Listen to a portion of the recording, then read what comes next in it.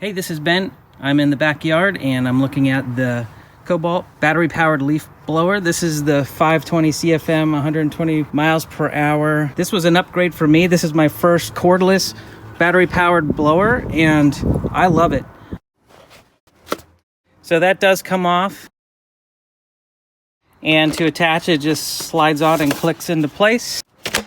My favorite feature is this cruise control. You can push this down and as you can see, it will keep the button depressed and you don't have to hold the button the whole time when you're blowing leaves. It's a lot more comfortable. It also has variable speed when you're pressing down. The tighter you make the trigger here, the stronger the blower will go. And there's also a turbo, which will add a percentage of power on top of wherever you're working.